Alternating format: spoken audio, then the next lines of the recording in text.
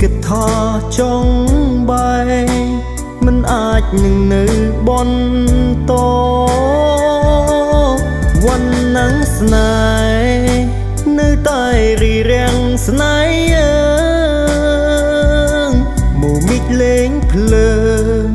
ត្រូវតែវិនិច្ឆ័យអន្តរាយប្រៀបដូចរូបបងចិត្តបងចង់បានឆោ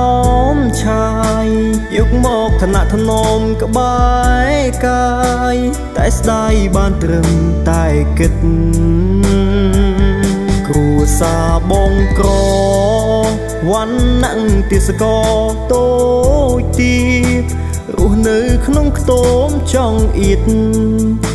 មិនអាចប្រៀបនឹងជីវ៉ា